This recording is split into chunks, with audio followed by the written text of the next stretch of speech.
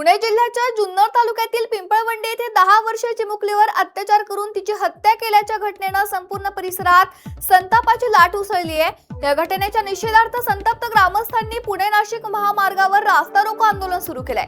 चिमुकलीच्या हत्येला आरोपीला कठोरात कठोर शिक्षा करण्यात यावी आणि पीडित कुटुंबाला न्याय मिळावा अशी मागणी ग्रामस्थांकडून करण्यात येते आहे। यावेळी स्थानिक नागरिकांनीही तीव्र संताप व्यक्त करत प्रशासनाकडे कठोर कारवाईची मागणी केली आहे।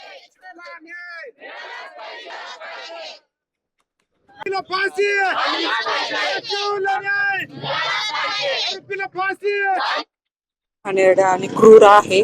तर असे आरोपी पुन्हा पुन्हा अशा प्रक्रिया करू नये आणि कुठल्याही आईबापाच्या पदरी असा गुन्हा परत किंवा असं वाईट प्रसंग येऊ नये म्हणून शासनाने या आरोपीला मृत्यू हा दंड द्यावा, बस एवढीच मागणी आहे। या घटनेबद्दल काय बोलावं, याच्या फक्त निषेध हाच शब्द योग्य आहे। अशी घटना काळीमा फासणं म्हणजे हा नराधम विकृत प्रवृत्तीचा आहे।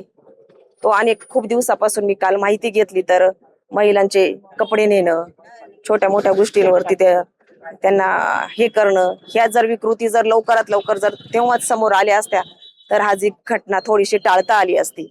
त्यामुळे माझी खरं तर सगळ्यांना विनंती असेल, जर अशा काही घटना जर होत असतील तर आपण तातडीनं समोर आलं पाहिजे, जेणेकरून ह्या सगळ्या घटना आपण टाळू शकतो आणि परत अशी घटना होऊ नये यासाठी आपण नेहमीच प्रयत्नशील आहोत। पहिली घटना जी आहे ती दुर्दैवी आहे। याच्यामध्ये पोलीस प्रशासन अत्यंत कठोर भूमिका आहे पोलीस प्रशासनाची आणि येत्या 15 दिवसामध्ये याच्यावर दोषारोपपत्र पाठवून नसरापूरच्या धर्तीवर लवकरात लवकर कसा निकाल लागेल याच्यासाठी पूर्ण पुणे ग्रामीण पोलीस प्रयत्न करतात।